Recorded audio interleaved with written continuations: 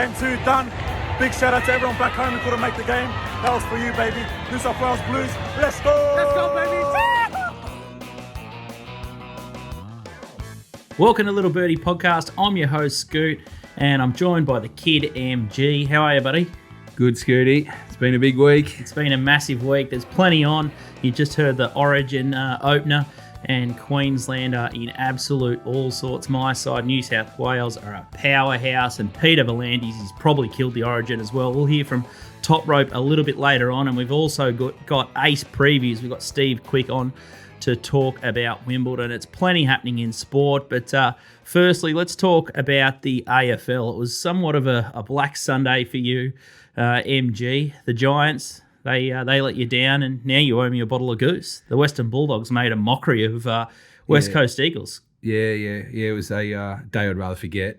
Had a lot of action running into the Sunday. I was up and about coming into the office on Sunday, and just I think I necked a bottle of goose on the way out Sunday night.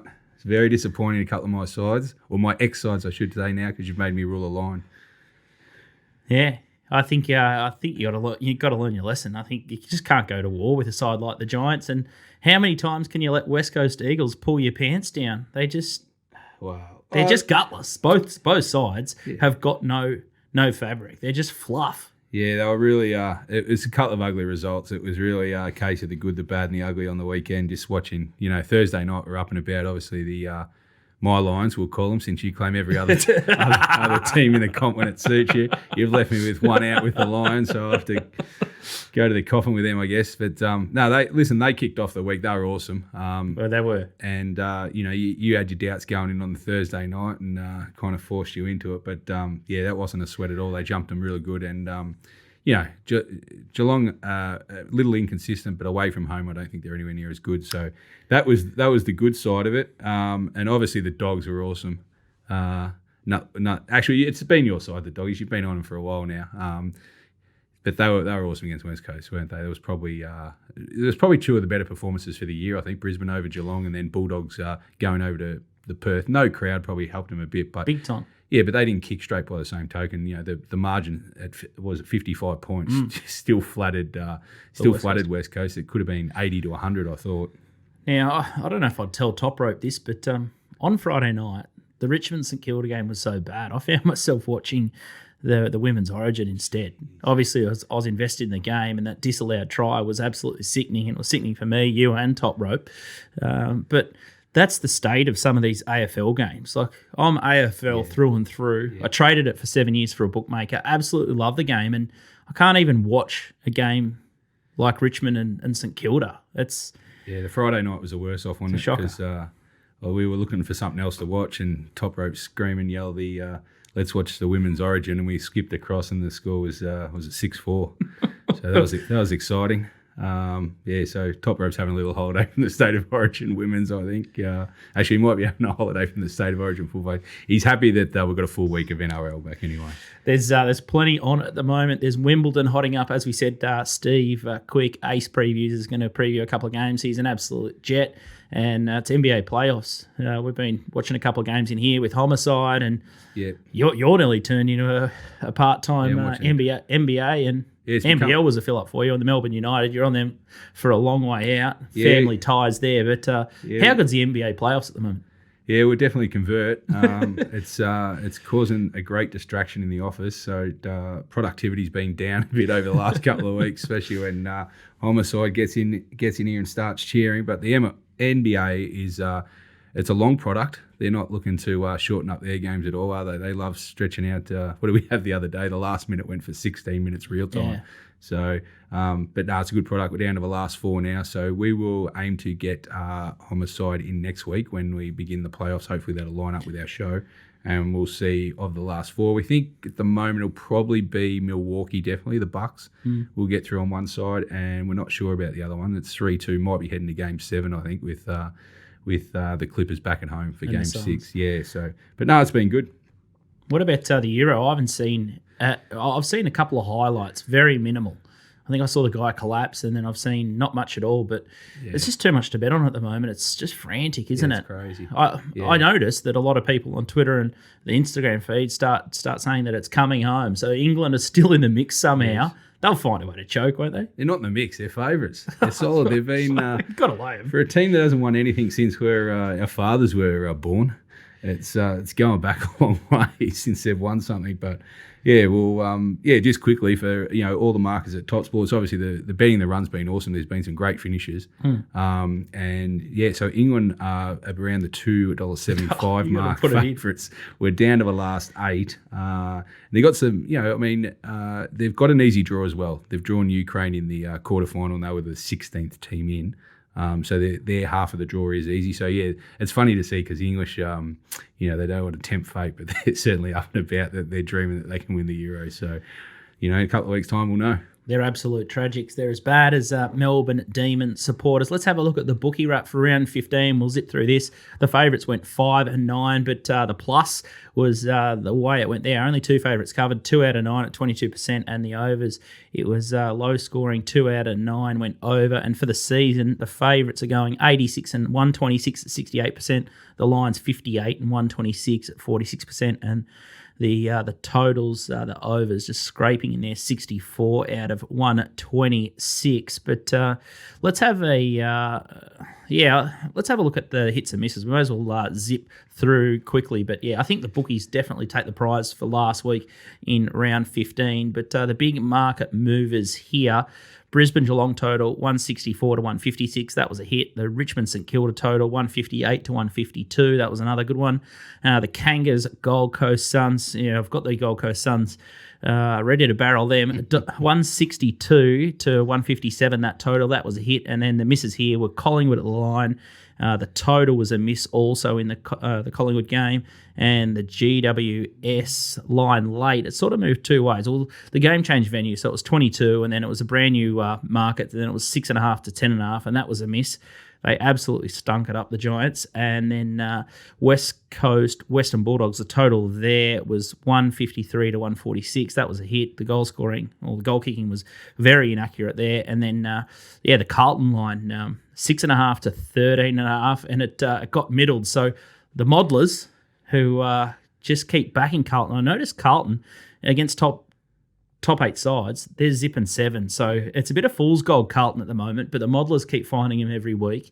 And the early players, the early modeler players, they got the chocolates. But if you chimed into the Blues late, they weren't impressive at all. And I'll tell you what, they were lucky to get away with that win, I thought. They were coming really hard. I think it was Scholl had that shot. Yeah. He kicks that goal.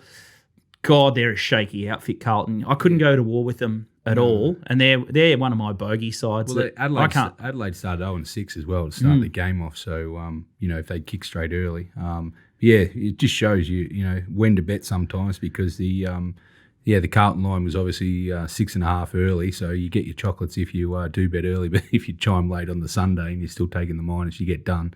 You could have lost. You could have lost a lot for sure if Adelaide had kicked straight. And then if you're on the Bulldogs. Brisbane over, kicking 27 points combined. It's a bit of a bad beat, I would have thought, to go down by one or two goals, depending on when you bet. But just shows there's a lot of line movement, especially with the weather around at the moment we've had and the change of venues. It's a circus, isn't it? Yeah, it is. And there's, the scoring completely dried up this round as well. I think it was the one of the most inaccurate for the year. They were about 48% combined across the board, and as you said, only 2 totals went over, and most of them were back down as well. To the under. So if you're the under punters, you've had to fill up this week for sure. Let's talk about the sting and the tail. And I think this week we're going to talk about stripping back the rules and some things that we need to scrap, let go, and change, because we have rule of the week, and that's one thing, but it just seems that some rules, like this man on the mark moving that they introduced at the start of the year, that's fallen by the wayside, and it seems there's more pressure on the person that's taken the mark or got the free kick. As soon as they attempt to kick or make an intention to kick or look to give a handball, they're still on their line. The umpire's now calling that play on. It's ridiculous. Yeah, I think we've just got to a state with the umpiring of the game that unfortunately, the players and the fans are the only ones not confused with how it's meant to be umpired. The umpires are confused as well because it's almost quarter to quarter, not match to match anymore. That it's just completely different in the way it's umpired. And we notice it probably more because we actually do sit down and watch every match. And just the inconsistencies is crazy. It's just not right. And then the players are just constantly arguing. I don't think it's a good look for the game. They keep talking about, AFL's like, father time to all the junior leagues. Yep. And if something happens with sling tackles or, protect the head of juniors and all this kind of stuff, don't touch the umpires and all that, which is 100% right. Then what's the message being sent with having players constantly arguing? We saw a few 50s given away with back chat this week with Maynard for Collingwood. Wasn't a free kick. Maynard was completely in his rights in a tight game at the time. And again, the umpire has an outcome on potentially where the 4 points are going.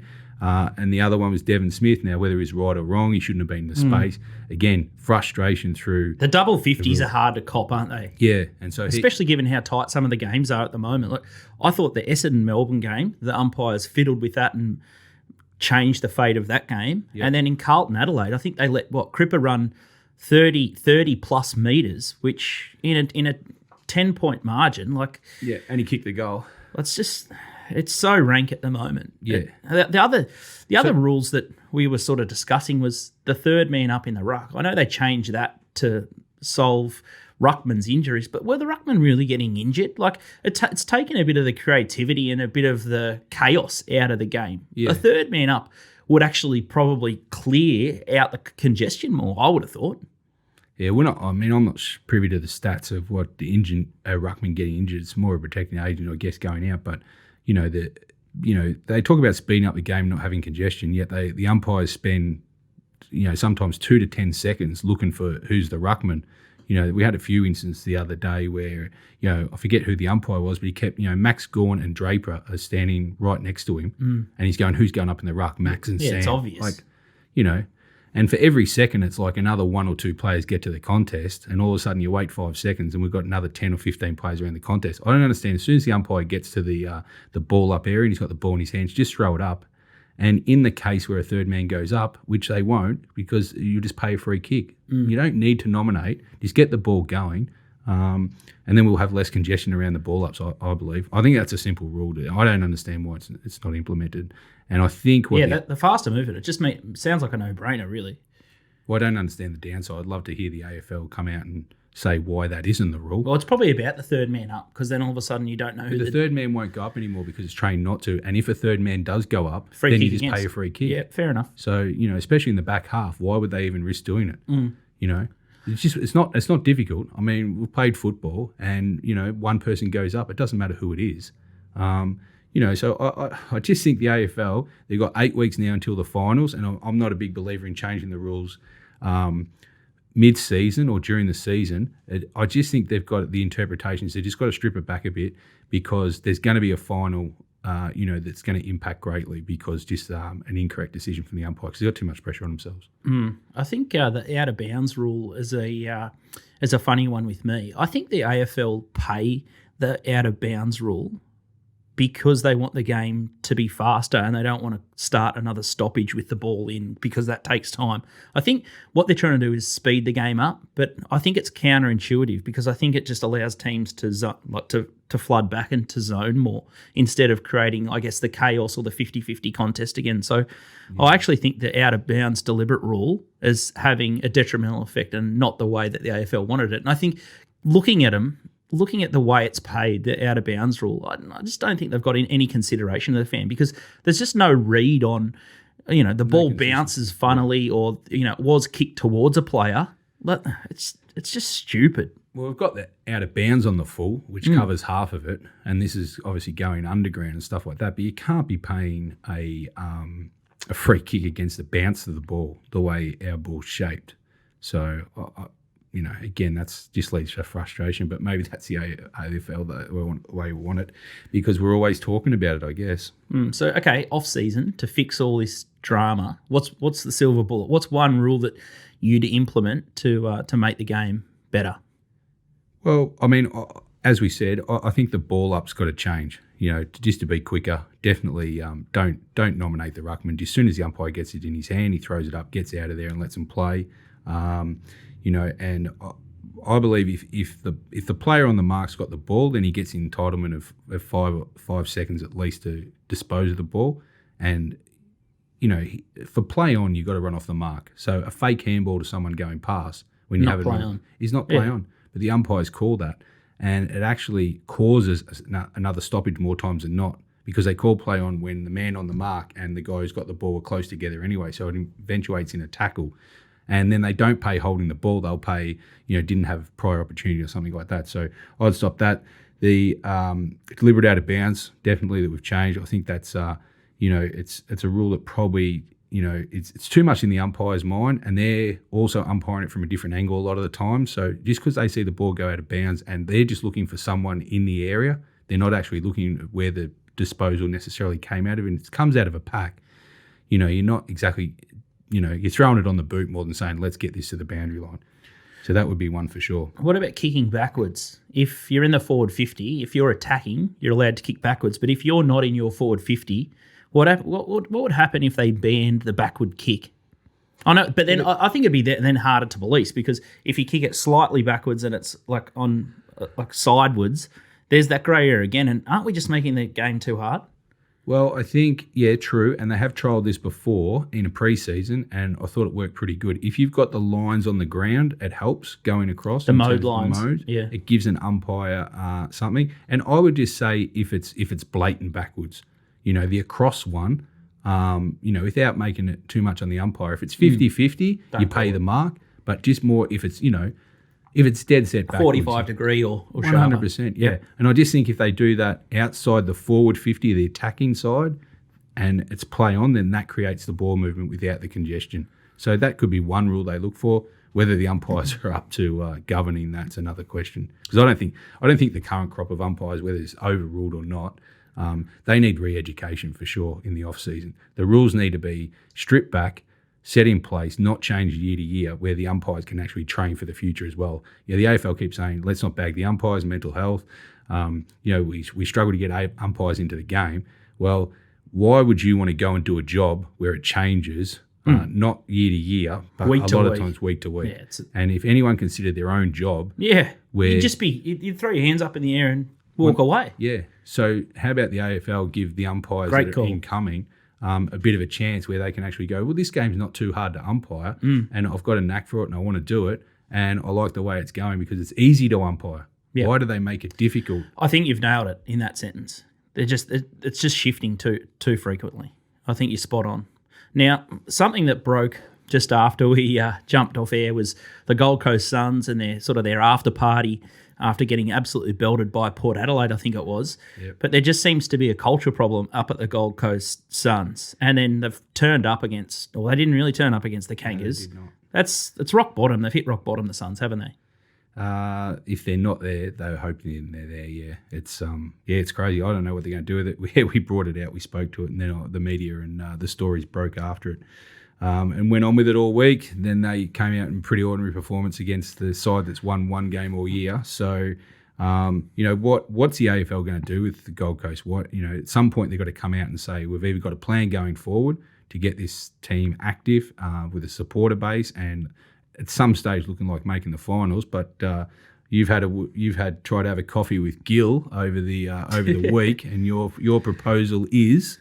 Well, I think they just need to start again. They just got to put a match to the Gold Coast Suns. They've had 12 years, they've had no success, and I think they need to go down the Port Adelaide Footy Club route. I think they need to rebrand.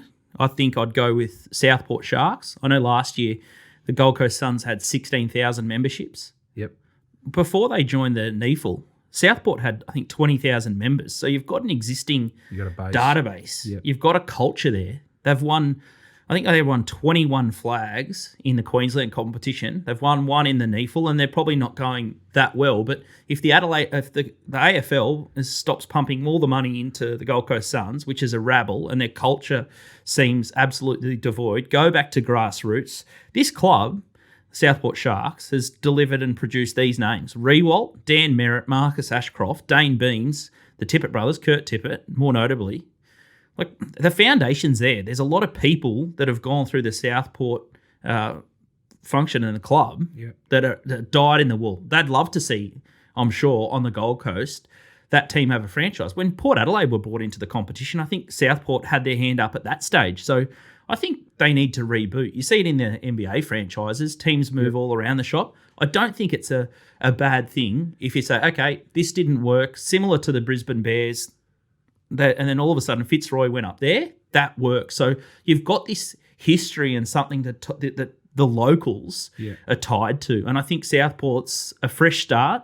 And I think it's something that Gill can do that Andrew Demetrio probably stuffed up and the people before him. But he's come out and said, Meatloaf was a big mistake. Well, here's your next big mistake. It's the Suns. They're a basket case. They're 12 years on. Why don't you just reboot, push the hard reset button? But do you think a club is going to work on the Gold Coast regardless? Because history shows in Australia, we can't get any sporting franchise to be successful on the Gold Coast, whether it's performance, but for the fans, it's just not a sporting area. Population aside, there's a history of failure of sporting clubs in that area. So your choice, instead of going elsewhere, and I'm not saying Tasmania's the choice either, but you think a rebrand and to stick on the Gold Coast is the next step. You've got to try something. Yeah, I agree. You got to definitely try something. That's why I say if the AFL doesn't have a plan going forward, which I'm not sure they do, they don't want a basket case full time. So yeah, I don't know. They've got to make a decision for sure. You've had 20,000 members in a Queensland club, and you're 12 years into the Gold Coast Suns experiment, and you can only get 16,000 members. Yeah. So you got to have a throw at the stump somewhere, and the problem now is they're probably still 5 or 6 years away from any sort of success. So if they scrap the Suns, say at the end of this year, and rebranded them as your Sharks, they've got to throw cash at them. They've got to start again. Yeah. So how long a process is we going to have to wait for the Sharks, and is it another 5 years anyway? Exactly, but you bury all the mistakes of the past. Yeah. At least if they get success within a few years, it's a brand new taste. And it's a marketing exercise. You think because the Southport Sharks have got a history there, that they've got the fabric within that community to go forward more than the Suns. Yep. So the fans trying to attach to the Suns. Yeah. The Sharks are more inbred. I would have thought so, and ingrained. And I think the joke's getting around that Southport are a better side than the Suns anyway. The Suns are a laughing stock at the competition. They let Lions go to Brisbane amongst many other problems, and they just can't retain talent. I think they should try and develop their own. At least they've got a junior program in there to help support it. Yep. I'd throw the kitchen sink and merge the Gold Coast Sun 2s and then Southport and really make a second crack at it. Start again. Yeah. Well, I'm sure Gill's getting plenty of advice on this subject, where what he's going to do with either the Gold Coast or whether they're going to introduce a 19th team or what are they going to do about Tasmania. So, maybe he will hear your thoughts and something will shape out either next year or beyond. Ex-uni Blues boys, I'm sure he's open for the feedback, and it's a big problem to solve, that's for sure. We're going to have a look at round 16. There's not many weeks to go, and all of a sudden 7 and 8 looks a possibility for my Bombers to slip into the finals action with Richmond. Mark's Tigers, I think he's finally jumped off the bandwagon there.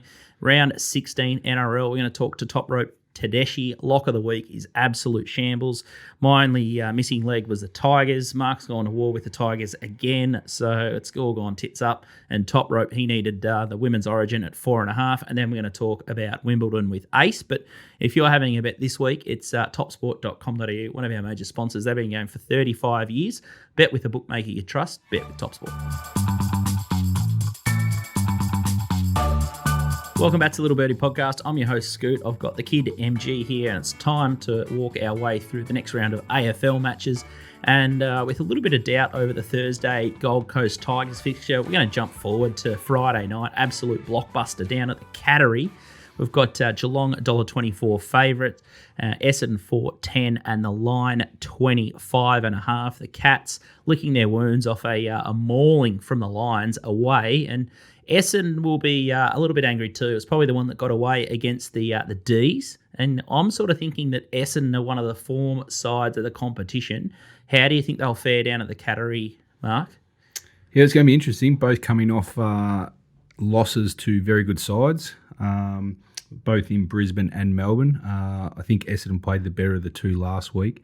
The big test is obviously Essendon haven't played in recent history at all down at the Cattery, to be fair. So I'm not sure. I hope they find their way down there okay. It's not a good sign for Essendon in terms of it's a very tough ground to play Geelong for teams that go down there on a semi-regular basis. So that's going to be a big challenge for them. Geelong will be off the rebound, or obviously got a pretty good record over Scott's coaching career of bouncing back. So they won't want to leave this one to chance. A line of 25.5 is pretty strong. I'm not saying it's wrong, but I think the Essendon, there'll be plenty of money for the Essendon plus 4.5 goals. The weather looks a bit iffy at this stage. It's a bit 50-50 down there as well. But I think that just the way Geelong play, they just love a under game. They love it, bring it low at Geelong. They love to shut it down. And you saw last week, Essendon wanted to attack against Melbourne, and you saw how good a good defence can be. Just against the style of Essendon, how they play, completely stifled them. They butchered the ball inside forward 50, and that can play into the hands of the Cats. I think I mentioned it on last week's show. Yeah. I was worried that the D's backline would stitch them up. And it'll be a similar story here, won't it? Yeah. So what happens what worries me is the coaching panel of every team going in against Melbourne. Is the game plan is what going forward is like it was against West Coast. You don't put it up in the air to let May and Lever just dominate the airways. Yeah. You've got to go in ugly. You got to go in chaos. Eyes lowered. Stringer did it 3 or 4 times, unfortunately, in the week. Knew he wouldn't back up from the week before. He had one out of the box. Everyone wanted to sign him up in Bomberland for 4 or 8 or 12 years, whatever he needed. Butchered 2 or 3 goals. And then when you look at it, the final score, he's virtually cost them the match just by not doing the discipline thing from 60, 70 metres out, sometimes trying to go for goal, puts it up. Surprise, surprise, it falls in the goal square, and who takes it? Not an Essendon player even competing. Yeah. So I thought that was a real option. So the big thing for the Essendon coaching panel this week is, are they going to learn with a guy, Tom Stewart, goes okay in the airways down for Geelong, takes the odd mark or 2. Are they going to do the same going forward this week, or are they going to show some discipline, some teamwork, and lower the eyes, and the forwards get on their bike and actually come at the ball carrier? That's going to be the key to the game for mine. If Essendon can execute that, it won't be a high-scoring game, and then you'll feel comfortable taking the 25.5 plus. But this is obviously a big game for both. Cracking. Geelong definitely for the top 4. This is a game they can't afford to drop. And with Essendon, it's all or nothing now for the final 8. If they're serious about playing, they've got to take a big scalp. Yeah, I think the Bombers' leg speed's their best opportunity to beat the Cats when they attack. And I think you're right. If they can manage to lower the eyes, they're a good bet at the plus. But big weather watch there. Let's talk about the Melbourne versus the Giants game Saturday afternoon at the MCG. The Giants have had some practice now at the G. They're $1.18, the Ds, and GWS Giants are $4.90. The line 31.5. And this seems to be a tricky encounter. We disagree on how we're going to bet this match, but tell me why you like the GWS plus here. Yeah, probably won't be betting in this game, but if I was to invest, I just think the 31.5 at touch 32.5. I just think this game, again, Melbourne, like they did to Essendon last week, I can see this game being probably scrappy and a bit ugly. Again, there's a little weather around, so that's going to play a part. But don't be surprised if this is just a grind-out game for Melbourne. I can't see them losing the game. Again, GWS have got to have the game plan. They've got the runners through the midfield. It's whether they can lower their eyes, and their forwards like Himmelberg and Finlayson don't want to contest in the air. They want to get coming to the ball carrier. So for that reason, I'd prefer taking the plus to the minus if I was having a bet. But I think the actual bet would probably be Melbourne 1-39 or even 1-24 in this game. I think Melbourne will just control it. They'll grind out a win. I just noticed something about Melbourne when you take their late block of, say, 5 games. They've only won 3. They've really scrapped out a couple as well.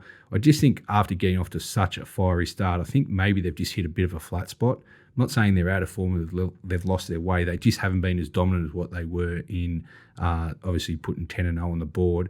And I just think now they're in a bit of a holding pattern, trying to get the wins, stay on top, and then they'll probably ramp up on the back end of the season into the finals. I think that's a way, from a coaching point of view, is what Goodwin's trying to do with Melbourne.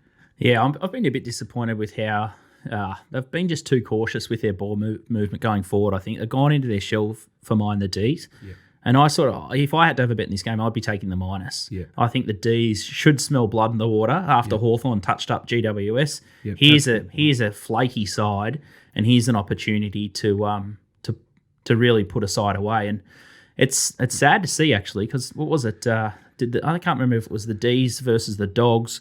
The game that they played at GWS's home ground, they were so good attacking.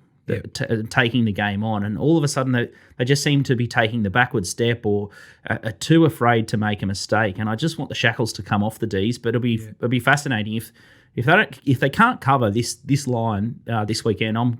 I'll be completely off them for sort of hang on for the grand final. I think at the moment the three sides that I want to be with are the Ds, the Doggies, and Brisbane Lions, but if they can't put a side away on their home deck that's a rabble, which I'm saying the Giants are, I think the standouts have to be Western Bulldogs and Brisbane Lions. They just need to go back into attacking mode and take the game on. And those two sides that I mentioned, the Lions and the Bulldogs, they're going to kick a lot of points on a dry day at the MCG. So Melbourne need to, as you say, they need to click into gear sooner rather than later. Yeah, I just think Melbourne, the way they set up their defence first. Yeah. And it shows against the good sides. I think they've got the best record against the top 8 sides this year. And the reason why is their defence is so good, and maybe it exposes some of the top sides' forward lines that aren't as good. You need a game plan going against Melbourne. Essendon didn't work last week. They got close, and if a few things had gone their way, Tipper had a horrendous dropping the ball in the forward 50, and if he gets that, then it's 4 point the difference. And Stringer going forward, nails one or two lead up forwards, and who knows what would have happened in the match. But yeah, the Giants have got a chance. Listen, their season's on the line as well. They're in the similar position to Essendon going to Geelong. They're going up against two really good sides, and these sides trying to fight for the 8 to get Richmond and West Coast out need to take a scalp. All right, so I thought I was going to get you for a bottle of goose on the Melbourne Giants line, but it doesn't sound like you're that keen. All right, the next game we're going to talk about is Sunday afternoon, Sydney versus West Coast. Down at the Cattery, funny little choice here. Last time West Coast were there, an absolute drubbing, and West Coast are coming off an absolute drubbing as well. $1.85, the Swans, and then the Eagles $1.95, the line 1.5. Mini final for these guys, and Sydney, they just got a bit more steel about them. Ooh, all right. Yeah, I love the psychological blow from Sydney. They had their choice early for the venues. And the tighter ground suits Swans more, doesn't it? 100%. But they did it because they West Coast went down Geelong and copped a 97-point loss, and the psychology of that. That's brilliant. I'm not sure if they're still doing the banners, but I'd love the Swans to come out and say the nightmare revisited or something like that. So when West Coast run out, but I'm sure the game plan will be for Sydney is 100%. The Cardinia Park, Skilled Stadium really suits their style. They want it contested, and it shows this year that West Coast, probably don't want it that way. And if Sydney can shut them down, that's their game plan for sure. But it's more a psychological blow that they know that they got flogged by Geelong, and that's why they wanted to play them there. Interesting game. Listen, I think the market's about right. Two tough teams to bet into, both coming off losses, and with the 6 versus 7, this is a real big game for the winner in terms of playing finals. Massive. They get a real good jump, in terms of those who are behind them and the losers under enormous pressure. So definitely a big game for both. And it'd be, it's interesting to see if West Coast do bounce back both from their loss to Geelong, which they'll have the mental scars from, and they'll certainly have a few fresh scars from getting beaten by Bulldogs on their home deck. So I'm looking forward to this contest. Probably not a betting game. If I was looking to bet in this game, as you said before, with the closed-down style of Sydney, I think the under 162.5 would be the play for mine. A real Sunday afternoon scrap, just what we like. We'll just quickly flick through the other game. It's a bit tricky this week with so many venues undecided, but one that's been decided, Western Bulldogs and the Kangaroos, 50.5 the line there. What was it, 120-point shellacking last time, the Western Bulldogs, and I don't think the Western Bulldogs are taking a step backwards. I think that this line could be covered at halftime again. I know the Kangas have probably improved a little bit, more competitive. Yeah. They're still only picking off a side like the Gold Coast Suns. I'm happy to just steam into the minus here, but what about you? You think this is a Melbourne Storm kind of job? I think so. Well, the Doggies are like the Storm. They're just still an auto bet. every week. Yeah, I think personally, I come up with around the 45 mark, and which is the opening market was at 44, 45, and it quickly jumped up to the 50, and it looks like it's flattened out. Just with the roof being open at Marvel and there's a bit of rain around, might check that line. But yeah, I mean, listen, if you want to watch a replay of the last time Massacre. the Bulldogs played Kangaroos, it was embarrassing. I think Josh Bruce is he has a field day every time that they play the Kangas. Yeah, and listen, this the Bulldogs are switched on and they're ready to go. There could be a huge number, and this could be a real margin job. Even things like the 60 plus is obviously an option, and the Brave Soldiers will take 100 plus as well, just for the entertainment value. I think have seen a real big score kick, but yeah, there's a lot of options here. If you like to bet in the game, I'm probably going to leave it.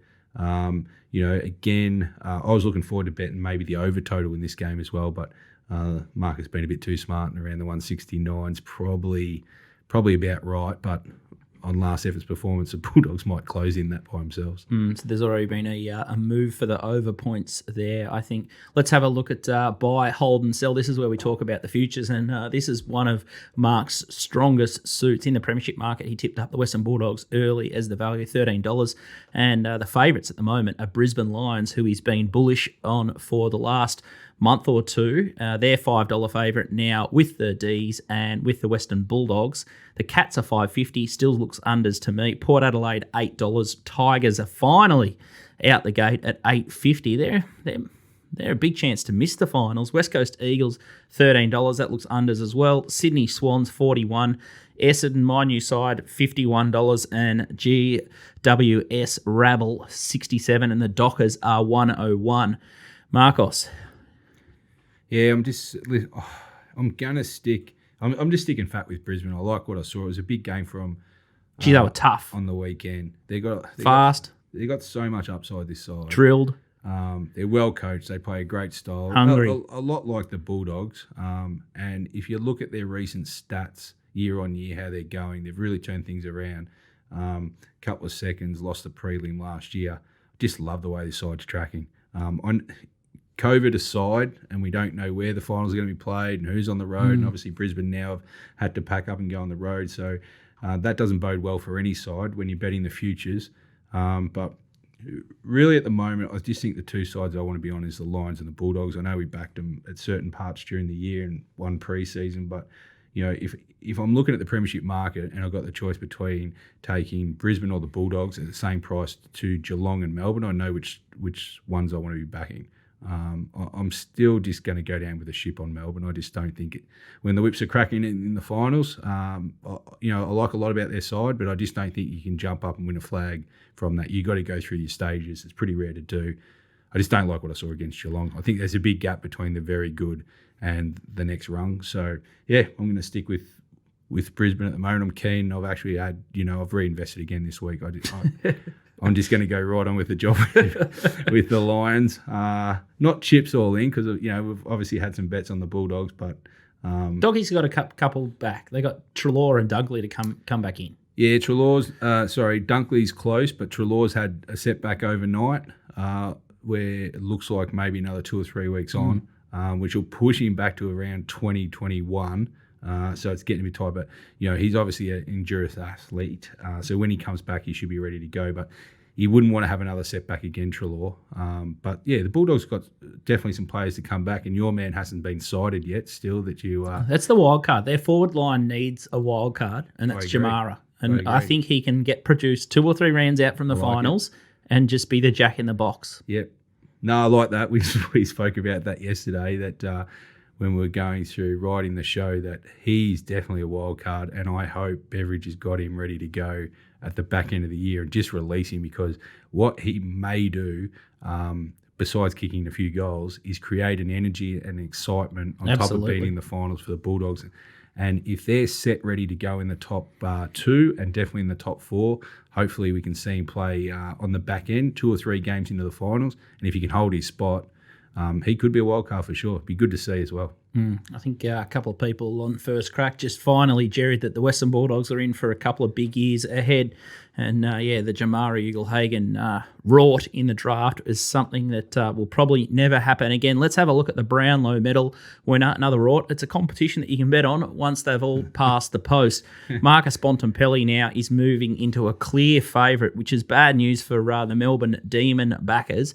I think he spent $3.50 or $3.20 last week into $2.60 with another best on ground. Clayton Oliver, $5. Kristen Petrarca, $7. Ollie Wines is another big mover. He's probably halved in odds over the last couple of weeks. My man Darcy Parish, $9. Jackson McRae, absolute having a blinder, $9.50. Boak, $14. Cam Guthrie, $16. And Dustin Martin, they've finally released him also. Walsh, $16. They won't change his price. And then McCluggage is the other smoky there at $20. But wow, the Bont, $13 pre-season. You've picked off Oliver and Petrarca through the year, but he could just run away with this now, Bontempelli, couldn't he? Yeah, you're pretty happy if you've invested early pre-season or if you've tracked him through the year. His game on the weekend was as good as you'll see, and he's played 4 or 5 of them this year. He's just dominant when he's on. He's in a very good side, and he just stands out. Some of the goals he kicked, I think he kicked 3 on the weekend, and that's the difference when you show vote getters when they start kicking goals as midfielders. That's just the icing on the cake.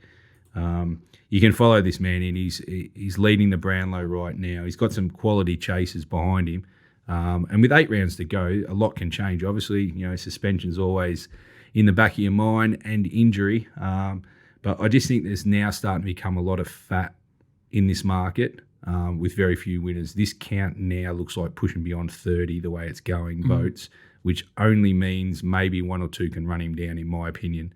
And just to look down the list outside the top 4 or 5, some of these guys are going to have to putt out, really. Like a guy like, Dusty Martin, Sam Walsh, Boak, all these guys to reach 30 votes are really going to have to almost go 8 threes, 7 threes, 6 threes, and that's without Bont putting too much more icing on. If you like the Bont, you just keep following him in. Let's have a quick look at the Coleman medal market. Not much change here. Harry Mackay, $2.10. Tex Walker, $6. Rewalt, $6.50. Jeremy Cameron, $11. $12 Darling, and same quote, Kennedy. And then you got the 2 doggies, Bruce and Norton, $13 and $15. We won't even bother talking about that. It's just the same old story here. If you're a bookie, you'd lay Harry Mackay, and then you just find someone else to beat him. If you look at the soft draws, maybe a Jack Rewalt or a Jezza or a West Coast Eagles player, and hopefully they kick in another couple of bags. Josh Bruce could be a bet. He might come out and kick 8 goals against the Kangas, and the doggies are just going to keep winning matches. So there's a big angle there. If you're having a bet on the ponies this week, or if you're interested in doing your own model, puntingform.com.au are one of our major sponsors. You can get the raw data, you can build your own model, you can get those guys to help create a custom model, or you can just get the database online and the guys will take you through a tutorial. So you can get Sugar Shane Baker from Punting Form, and he'll hold your hand and he'll help you how to interpret the puntingform.com.au data. All the big professionals use Punting Form when they're betting horse racing, and Sectional Stars, the show on racing.com, they are now using Punting Form data, so make sure you check it out. We're going to take a break, and we're going to come back and talk Rugby League and Hall of Fame with our favourite Top Rope Tedeschi. Welcome back to Little Birdie Podcast. I'm your host, Scoot. I've got MG in studio. Now it's time to talk Hall of Fame and Rugby League with Top Rope Tedeschi. How are you, big fella? I am up and about. We got through last weekend where there was only 2 games of rugby league. What an absolute torture session that was, spending time with a family, spending time outside of the house, spending time with other people's children in your house. It was we've moved on. We've got a full week ahead. 5 golf tournaments, 8 rugby league games. We're all right. Things are looking on the up. In our betting chat group, we call that life experience costs. So you have to experience life, and it impacts your gambling. It's not a good place to be. Oh, speaking of bad news, Nathan Cleary out for Penrith Panthers. Are the Storm now just a chips-in job for the premiership? Anything better than $1 is a bet. They're just home. No, they were, as we know, I was pretty keen on them at the start of the year. It turned out this is a 2-horse race, really, and without Nathan Cleary, it's a 1-horse race. I think Cleary will be back. He could be out for the year if they're off for surgery, but I'm guessing that they will play through the pain, so we'll probably see him in kind of 4 to 6 weeks' time. But I'm not sure they can compete with the Storm with Cleary there. Without him, there's no chance. That's good news. It's good news for the purple. We say they're an auto bet. We say they're an easy watch. What about Cam Munster? Is he unfit? Is he a grub? Is he just a little bit off the boil? Is he partying too hard up at the Sunshine Coast? I suppose you're allowed to. They're on top of the table. They're up there. They're in contention. They can do whatever they want. But is Munster sweet? He signed his contract at Kittens. He'll always be sweet. Of course he's fine. He's a bit worked up. He's a bit excitable. He's always been a grub. Like, no mistake about that. He's always been a grub. He's our kind of grub. He's a winning grub. So he'll be fine. He's just Munster. He's come back from a foot injury. He's probably not at peak physical condition, but which of us are? So he'll be right. Cam Munster's doing a job. I don't know if you've seen, but the Storm have won 12 straight. They've won 11 of those by 16 plus and covered 11 of those. And they've just equalled the NRL record for most 40-point games in a season with a third of the year to go. So I think Munster's doing fine. I wouldn't be blaming him for Queensland's wise. He is a Little Birdie Hall of Famer, and someone else is a Little Birdie Hall of Famer and another auto bet is last week's Hall of Fame, Tommy Turbo. This is our segment where we indoctrinate someone in the Hall of Fame that's done something exceptional for the punt. Phil Mickelson's in there, Damien Oliver, Hugh Bowman at various stages. Don't look at me like that. I know you like laying Ollie. MG, but all the big golfers, all the big movers in sport. Anthony Jutt for his not a state of origin, it was an NFL Super Bowl rort where he rang up pretending to be a BBC producer to get the time of the flyover and the anthem. So the Hall of Fame, it's got everyone in there. I think it's got a bacon and egg roll that Mitchell Beer tipped us into one day, but Tommy Turbo was last week, and that's an interesting one for the nominations this week. Who's done the most for the punt this week? I'd say Tommy Turbo again. The $1.90 anytime was an absolute gift. But what about Harris English in the Travellers? I think they played 6 or 7 playoff holes. And was it 8? 8. I went for an hour and a half. It ruined my Monday morning. My productivity was absolutely shot. And Kramer Hickok, I tell you what, he's the star on the rise. Was balls of steel, some of the putts. And I think both golfers traded 101, 102. If you were sitting there trading that action on your VPN, you would have made an absolute mozza on that tournament. But I'd say Harris English to win that 8-hole playoff. I think he's worthy of a nomination, isn't he, Top Rope? Oh, he's right. He's right up there, very much in contention. But we often go wide here, but why don't we look a bit internally? Why don't we look to our man DK? Has he found a loser yet? All he does is tip winners. He's airborne. We've got to be on our man, don't we? Yeah, I like that. Great House, I think it was, on Saturday. It won by about 6. Yeah. Izzy Fair Dinkum yesterday at the Ballarat Synthetic. It was 3 wide the entire. Yeah, Bloody oath he's fair dinkum. Bloody oath he's fair dinkum. He just tips winners every day. I think DK's been in the Hall of Fame, but fuck it, we'll put him in again. DK goes into the Hall of Fame for the second time, and he joins, I think, Cameron Munster's been in there twice. Maybe Phil is knocking. Yeah, Turbo. Yeah, he's up there. It's elite company. Yeah. Like it. I'll tell you what, though, just you mentioned someone earlier. Mitchell Beer's Twitter account is one of the great followers of all time if you like dicey foods and acerbic content. Massive fan of the NBA Twitter account. I did see Adam McGrath from racing.com. I think he's at the baseball over in the US, and he pulled out a hot dog with Fruit Loops on it. What do you reckon of that business, Top Rope? Here's your homework for the week. I don't mind the sweet and savoury together, but that's gone a little too far. We'll take a hard pass on that one. Jeez. Yeah, I don't know if I will give it a go. I did see your state of origin setup. I don't know if the missus was at home, but you had the K-Fry, and it looked like an absolute man cave wherever you were located. It was a pub. This was one of the great pubs, the Gladstone Hotel, Orange, New South Wales. They don't do a feed there, so you can bring in what you like. So pub, schooners, good crowd, table of the Colonel. That's outstanding. I love that. Watching Great Queensland setup. trying to cover the plus. Yeah. Don't worry. This is what a clown I am. I jumped into the -28 after they scored the third try. I managed to lose on that one twice. Oh dear, let's find a winner this week on round 16 in the NRL. Thursday night, we've got an absolute cracker at the SCG. The Storm 129, 375 the Chooks, and the Lions already zipped out to 12.5.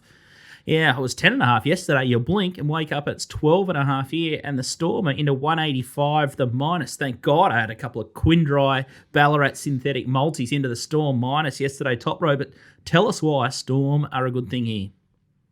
Well, one of the Melbourne Storm, so that's a good start. They've covered 11 of their last 12. I mentioned on the stats, so they just keep rolling out. This is being played at Newcastle, so it's definitely a neutral venue here. The Storm have covered 14 of their last 18 away from Amy Park when they're a double-digit favourites. That's a ridiculous record. The Roosters have probably found their level too, right? They do beat up on the bad teams, but against top 4 teams this year, they've played 4 games, lost all 4 by double digits. So I think they're going to struggle to score points here. Their attack's probably not up to the class of the Storm to break down those top defences, particularly the Storm. And I think there is a chance James Tedeschi does not play this game as well. So I think the Storm will just run rampant here. I can see this is a 36-4, 40-4 kind of 50-4 victory here for the Storm. I think they'll cover this easily. Too smart. Our man Cam Munster just giving Tedeschi a bit of a knee massage to the head and neck in Origin. It was a great move. If they got the Roosters next up. Yeah. Why not? Why not? Forward planning from Cam Munster. That's what you want to see. What do you think this line will close, top rope? I think we'll get to 15.5, 16 by kickoff. Okay, so if you missed the boat yesterday, there's still time to bet. Let's have a look at the big blockbuster on Friday night. You'll have to help me with the venue. With all this COVID crisis, I can't keep up, top rope. Penrith Panthers, 154. Eels, $2.50, and the line 5.5. The total 45.5. Panthers Stadium still a goer or all move regional? No, it's still a goal, but no fans. So this Westgate would have been an absolute sellout. The Panthers will get nothing from it. So a bit stiff for them, but still being played on home turf. Line in 9.5 to 5.5 on the back of the Nathan Cleary news. Tough to find a side here. I'd probably still rather lean the minus. I think Parramatta are a bunch of pretenders and they're missing Reid Marnie. Mitchell Moses has been touted for Origin, and every time he gets put in a pressure game, he goes to absolute water. So wouldn't be rushing the Eels there. But there is one bet I love in this game. Under, I think the total's down to 46.5 now, 48.5 yesterday. These guys have played unders games in 11 straight matches. 4 of the last 5 haven't even topped 26 points. These guys play tight, tough matches, real desperation, full of hate, these two. So, and some key playmakers missing from both sides. Cleary, of course, Dylan Edwards, the fullback for Penrith, is out. Reid Marnie for the Eels. So, under 46.5 seems a tremendous bet in this one for Mom. So one of the bets of the round, Penrith versus Eels, we're taking the under total points. Saturday night at 7:35 at McDonald Jones Stadium up at Newcastle. The Knights $1.55. The Queensland Cowboys $2.45, and the line 4.5. Ponga and Pearce back together again. Top rope. Is that what we're seeing here? Yeah, first time in 2021, Ponga and Pearce will play together. I think it's going to have a pretty big impact on them. They haven't topped 10 points in any of their last 3 games, so there's obviously plenty of upside there. Ponga and Pearce did guide the Knights to their first only final series in 8 years last year. So I think this is a combo that may take a little while to kind of get to its peak, but I think you should be seeing plenty of impact pretty much from the get-go. The Cowboys can't defend as well. They've covered just 3 of their last 14 in the state. I think the Knights can do a job on the Cowboys here. I don't mind the minus 4.5. Yeah, outstanding stuff. A lot of confidence there. And what about the get-out stakes? Not sure if they're going to hold it at Leichhardt Oval. I like to see Peter V'landys under pressure here. He's now having to juggle like our good mate Gil McLaughlin has been juggling the AFL, and Sydney are in crisis with his COVID. So interesting to see if the West Tigers regain their home ground advantage here. But who's going to win in the get-out stakes here? Top row, South Sydney $1.10, West Tigers 7, and the Lions a flat 20 there with a total 53.5. How are we going to bet here?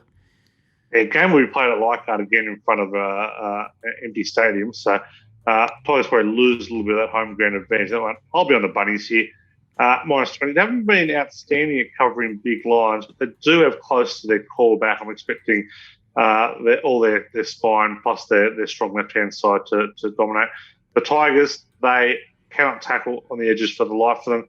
On the left-hand edge, Gagai, Walker, Mitchell, Johnston, they got 40 tries between them this year. So I'll be playing the minus. I think on a dry, fast like that, I think I'd rather be on the minus there. But if you want to have some same game multis, I reckon you can just don't make a genius, but you can have those four in it. There'll be plenty of points, plenty of South tries. I'll be putting those four in there and some combinations thereof. Outstanding stuff. And it's just Peter V'landys. I'm not sure how he's doing it, controlling all the COVID in rugby league and then still running racing in New South Wales. It's just a sight to behold. He's a great man. He might have to try and help us with Lock of the Week, because this is something we're absolutely having no luck with. The disallowed try on Friday night in the Women's Origin cost you top rope. Me and Mark have fallen into the Richmond Tigers. So it was a Friday night from hell, absolute hell. I was drinking champagne at home and I couldn't get enough down my throat. But what we're doing with Lock of the Week, or we're trying to do, is to get to the magical 5K mark. We're failing badly. We've already kicked in 10,000 through the stream to raise.org.au, who find mentors for kids who are getting off the wrong path and putting them back on the right path. But Marcos, put us on the right path and hit the scoreboard with a Lock of the Week to get your bank balance closer to the $5,000 mark, please. All right. Limited action to choose from this week in the AFL, but I'm come up with the Saints plus 3.5 against Collingwood. Looks a good bet. Yeah, I come up with St Kilda slight favourite in that game, and I'm going to go with the over 169.5 in the last game, Bulldogs Kangaroos. Lots of points. Missed the price there, but going to steer over anyway. Well, as I said, limited stock on the shelf to choose from in the AFL at the moment. We've got 3 games with no prices up. And you and Top Rope won't allow me to go into the NRL, so can't put the Storm in for value. So just the double 361, St Kilda plus 3.5 over Bulldogs Kangaroos game. Top Rope? I'm just going for glory this week. I'm just shooting for the stars. I'm having my 200 on a $14 shot here. Nice. Manly 51 plus against Canterbury. Canterbury are playing pretty much a reserve grade side. They've lost 9 starters from probably their best side this year. 5 to COVID breaches, 3 to injury. 1 has left for the New Zealand Warriors. Tommy Turbo plays. They've scored 50 plus in 3 of their last 5, including a game where Turbo didn't play. I can see them running an absolute number. Lions already on the move. It's moved from -20. I think you get -23.5 now. This game will start 30 if Turbo is locked into play. I'm expecting him to play, so I'll take the 51 plus at $14. Oh, that is a very good price. You don't win many games by 51 plus in the NRL, but they scored 48 second half points last week. Last game they played against the Titans. So for 51 plus $14 against the hapless Dogs. There you go. That's a lot of Ric Flair. Well, then all of a sudden he's bang. He's at $2,800 and he's got a clean pair of heels. So slow and steady might not win the race this time for UMG, but I'm going to rub your nose in it a little bit here. I'm going to go crosscode multi because I run this show. I'm going to take the Essendon plus 25.5 against the Cats. I'm going to take the D's against the Rabble, the Giants, 31.5 minus. I'm going to take the Bulldogs minus 50.5 against the Rabble, that is the Kangas. And then just to rub MG's nose in it, I'm going to take Storm heads up, Manly heads up, and South heads up just to put a bit of cream into the multi. Yeah. And I'm going to have 200 at $10.60 in my 6-legger. And there's no Richmond Tigers, so I'm ultra confident I can get the bank balance at 2,100, and I'll be back, baby. Then I'll be only 1 or 2 weeks away from getting that magical 5,000. So I'm very confident. What is a lock? That's a lock of the week. Part of the week. That part of the is you'll get 5 out of 6 legs. That's what'll be the lock. Absolute morale. Hashtag Rabble bet. Yeah, Essendon will get beat on the line in the last kick of the night or something like that. Just set him up. Everything else will land. I think we need the Hall of Famer. We need DK in for Lock of the Week. We should just be auto-betting his bets for charity, and might be something we look at. Maybe you can add him for tomorrow's show. Yeah, just add him into the lock. It's quite embarrassing at this stage. But a big thanks to you, Top Rope. I'm sure you'll ban the family this week, and you'll be headfirst into all the rugby league and the KFC down at the local pub that doesn't do food. Wow, what a pearl. I wish more establishments wouldn't cater and you could just walk the K-Fry in. I think that's absolute gold. I might move to Orange with you. Absolute winner. I'll tell you what, though, a little tip if you take K-Fry into a pub, the rest of the crowd will be hovering around like bloody birds around a chip. They could not be just give us some space so we can eat the K-Fry, please. almost a blue with my brother at one stage. He was, get away from those. It was carnage. Yeah, you need to, instead of getting the 6 pieces, you'd have to go to the 9 and all the sides. It's just the popcorn chicken wouldn't last a minute. Thanks, Top Rope. Good luck this weekend, and long live the Melbourne Storm. Good luck, boys. Long live the Storm. See you, Top Rope.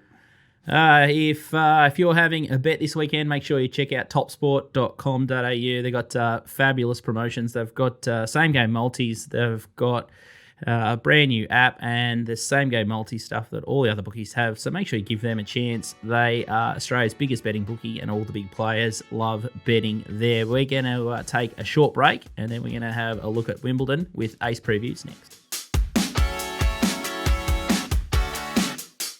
Welcome back to Little Birdie Podcast. I'm your host, Scoot. I've got the Kid MG, and we've got Ace Previews here. I've just done a run-through of a couple of tennis names, and I'm $1.04 to fluff them up. And I tell you what, Ace, if you keep throwing me curveballs on tricky pronunciations, your career at Little Birdie headquarters will be short-lived. But how are you, brother? You fresh? I'm good. All as fresh as you can be, given what it's been about a little while since, 2 weeks since overnight tennis has, caused havoc to my life, but that's all right. We're back here again, and it's been an interesting couple of days to kick things off at Wimbledon. Let's get straight into the men's winner market. And Novak Djokovic has got a stranglehold on the market here, $1.66, and why wouldn't he be on the grass there? Daniil Medvedev is $8, Federer is $13, Berrettini $14, Zverev $17, Rublev $46, and Kyrgios has stopped playing Nintendo. He's $61. Andy Murray, it's coming home, $65, and Felix Auger, not sure how you pronounce his last name, is $65 also. Is Djokovic just a job for the multis? Can we start taking Djokovic into the Brisbane Lions and Western Bulldogs, or whoever we fancy in the big futures, into Bont and Pelly? Well, look, I'd love you to put Novak in based on what you did to Rafa at Roland Garros. Look, it's very easy to make a strong argument, I think, for Novak and the price that he is. But look, I'll try and persuade you into some longer shots, I think, in that men's market, and a couple are up on the screen there. I think Daniil Medvedev, showed that he could play on grass last week and looked pretty solid in his first round match against Struff. And the advantage of being the 2 seed is you're as far away from Novak in the draw as possible. So, he's in an interesting spot there, and I think he can take advantage of that quarter with Roger Federer in it. And another one who's just to keep an eye on with a favourable draw and should make week 2 is Andrei Rublev. He is in the same quarter as Novak, but I think he's the type of player that, if he's able to redline and really push Novak. We saw him slip over a couple of times on centre court in round 1, so it'll be interesting to see if he can keep his footing across the rest of the fortnight. It's a different surface, the Wimbledon grass and the French Open, isn't it? As one commentator has said, I think was it Grothy? Yeah, I think it was listening the other day. They closed the roof on day 1, and they were having a chat about the conditions, and I think the remark was, the conditions are a little bit different on centre court at Wimbledon compared to centre court at Roland Garros, and you'd hope so considering one's grass and one's clay. But look, they're doing a great job, I think, here trying to work through the night from the Melbourne studio. So I won't hold too much against them, but that was an interesting way to lead off with it's good to know that they're not playing on clay.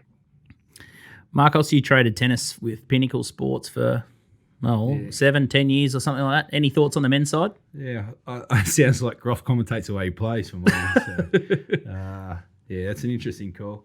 No, we're a bit gun shy after you stopped Nadal for the French. That was an amazing effort. You are one of the great stoppers. Must have been a good tagger in your AFL days, Nico. It's interesting. I actually listen. It falls away really quickly from what I've seen, and when you look at it. But the problem is with mine is I'm worried about how the court surface is playing, and Djokovic loves an injury, so I would say it's a long 2 weeks to be investing that short quote. And I don't think you need to really rush into it too much anyway. Don't you think, Ace, if he gets through 2 or 3 rounds, you could probably wait and he's going to be a similar price if you like him anyway?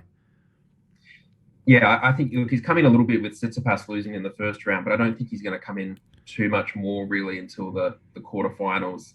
As you've said, when you go back through, the recent tournaments, he hasn't lost a lot at Grand Slam.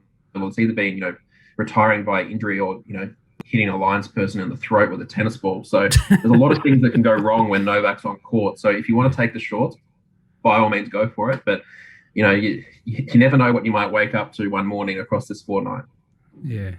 All right. Well, I've already had my lock of the week for this week, but next week I'll put Novak in my lock of the week and I'll stop him. I'll do my bit of community service for the bookies and get him beat for everyone out there so you can jag a roughie. Yeah. I want to know how Kyrgios is at $61. Is that just because an Australian bookie's got him on the short side? Surely $61. Unders. Hey? What? I don't think... Call of Duty. There's ever been overs in an outright market, ever. I think... There's just that much hype around him. Look, as we talk about it at the moment, he's at 3-all in the 5th set. The curfew got them last night, so he's got to come back again and play, on day 3. So I don't see, no tennis since the Australian Open and just a lot of Call of Duty. I'm just not sure he quite has it in the tank to be able to play, 7 best-of-5 set matches. But look, good on him for going over there and getting out of Australia for a little bit. Yeah, it just looks a really weak field when you got one of the greatest of all time playing. And then what do we got? 6th, 7th and 8th favourite. Kyrgios at $61 and Murray at $65. So to me, it's hard to bet, but it's good. Ace has come up with a second favourite at $8. If you take a set against Djokovic on the opposite side of the draw, I think the $8 is much better value at this stage to be investing in. Let's have a look at the women's and Ash Birdie. Our Ash, $5.40. She loves the beer in the stands. I think she's a Brisbane Lions supporter. She'd be all over them, no doubt. Good on her. Arena Sabalenka, $9.75. Merzagova, $9.75. Swiatek, $10. Coco Gauff, $14. Andrescu, $19. Sophia Kenin, $20. Kerber, $22. And Bobora, $22, and Alina Rybakova, $22. I'm not going to pronounce any more. That's good. I'm just sounding like an absolute goose here, but I'm surprised you went that far down. I just started calling them by their first names. Everyone knows who Babora is and Kerber. I don't need to make it any harder for myself. But what do you think about Ash Barty, Marcos? I'm interested in Ace's thoughts here because I looking at it the other day and they had Barty at favourite and Serena were the two at the top of the list. And what we discussed in the French, I think Ace might have said the stat of how many different women major winners there's been over the last, say, 2025. And I just wanted to get Ace's thoughts on, Serena got knocked out, withdrew from injury last night, so only half of the question now is left. Is Barty a false favourite? And obviously you're going to give us a bit of feedback to who's behind her and what your picks are. Yeah, look, obviously it's good to see that Scoot, that $4 got away quickly there with the pronunciation on that list. So good to get a winner there early with that. But I think Ash is, it's a wide open field. I think she looked pretty scratchy through that first round match with Suarez Navarro that ended up going 3 sets. Serena was the false favourite, and that's obviously disappeared very quickly. But when you look at it, Barty, there still is some question marks around her. There's some question marks around Sabalenka, on that second line. Muguruza looked very good in the first round, but looking a little bit wider and going a little bit deeper down in the draw, there's 2 names that kind of stood out to me, and those are Ons Jabeur in the bottom half and Karolina Mahova in the second quarter. She's got, it's a tough quarter with Kerber, Coco Gauff, and Belinda Bencic in that quarter as well, but they're all on the other half of the quarter. Sorry, it's getting a bit mathematical here. So they all have to play each other before getting through to potentially facing Mahova. So there's a bit of value there. But I'm interested to see how, Birdie and particularly Sabalenka now starts to handle being a Grand Slam favourite, because it hasn't always ended well for her in previous attempts. Yeah. So get going a bit wide there. Yeah, I just think there's a lot of question marks in the women's at the moment. That's probably why the lack of dominance of someone taking charge of a lot of the Grand Slam tournaments of late. The history of women's going back, 20, 30, 40 years, it's been complete dominance at times of Serena and Monica Seles and Graf and all these. But it's almost a mess at the moment, the last probably 5-6 years. So there's definitely value in there. And it's interesting Ace has given a couple of wide ones to at least track through. We might we'll catch up with him next week as well when the tournament gets deeper. But let's find a winner now.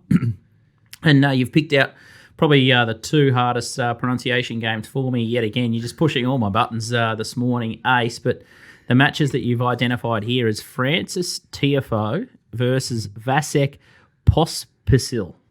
And it's Tiafoe 187, 193, the Canadian. And the line there is -1 to the American and 41 the total games. How are you going to bet here? Is Pospisil a No, I'm actually going to go the other way with Tiafoe.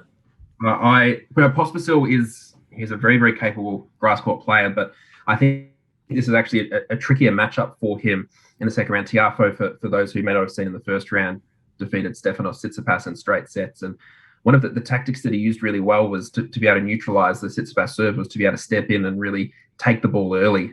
He has really short, he can kind of block off both wings and get the ball back in play and get it deep. And, for all the benefit that comes with Pospisil's serve and volley skill, I think from what we saw from Tiafoe through that first round is going to hold him in good stead, as well as having a challenger title on the grass a couple of weeks ago. So both have played for a couple of weeks on the grass, but I think looking at those prices, I'd be inclined to jump in on Tiafoe there.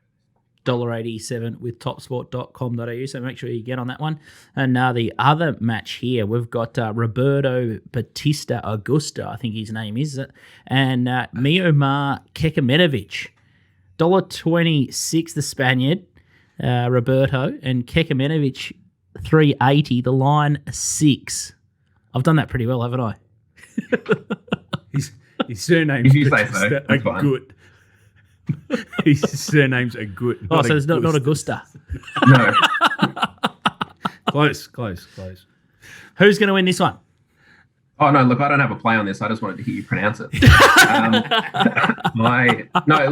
It's an interesting one. Bautista Agut made the semi-final here in 2019. He does have form here, but he played John Millman in the first round and injured himself just a couple of points before the end. So took a medical timeout in the middle of a tie break, which is a little bit of a no-no, but from some, in the opinion of some, and then hurt himself again just before match point. So got a first serve in and was able to escape, but just a very, very short price there, I think, given the uncertainty around his fitness there. And Kekmanovic is a pretty capable player on the grass, has made a final at ATP level on the grass as well. So look, if you're looking for something a little bit more speculative, I think it's a long price there for Kekmanovic, particularly with the question marks around Bautista Agut's fitness. $3.80 at Top Sport, Kekmanovic. So there's a nice little roughy play tonight, and close your eyes like we do with Fletcher Asia. Wake up and hopefully there's money in the account the next day. Fantastic analysis, Ace. Hopefully when I talk to you next week, a couple of the tricky names are out the door, and Medvedev is in the mix, and we've got maybe Ash Barty. Hopefully she can have a really good tournament, but it looks another raffle. If these guys want to find all your analysis, it's free, isn't it, Ace? How do they find it? Yeah, all free. The main spot to probably keep an eye out is on Twitter, so @ace_previews, and everything kind of links out from there. Fantastic stuff. All right, we'll let you get back to bed, and you can keep burning the midnight oil tonight, and good luck through the tournament. Thank you, and I hope you get some sleep and don't have to think about these surnames too much before next week's episode. No, we'll keep things very, very simple here. It's been a massive, massive show this week. covered Yeah, it does. all Yeah. areas. We'll try and find some Euro tips, but at the moment we're struggling to keep up with all the racing action still going on with the Queensland Winter Carnival about to finish this week at Caloundra, Sunshine Coast, Bris Vegas show, Bet Doctor tomorrow, it's been crazy. AFL's in overdrive, there's COVID chaos, and Next week's show might be big. We'll have the Euro finals. and Homicide. We'll try and get Homicide in for the Homicide NBA, finals, finals and of playoffs. Ace for the Wimbledon finals. So So it's a cracker. a lot to get through next week. Big winter in sport in Australia and a big summer, and the Northern Hemisphere stuff is non-stop. So hopefully we've found you a winner or two, or we've helped you avoid a couple of sides. Make sure you check us out in the Apple Store, Spotify, SoundCloud if you want to listen to us on the go. I don't mind a little Bet Doctor podcast on a Saturday morning, so I get the racing stuff while I go for a trot. I'll probably need to run a little bit further so I can get through the whole episode of the show. But thanks, MG. Good luck on the AFL this week. Thanks, Gertie. See you Good next luck, week. punters.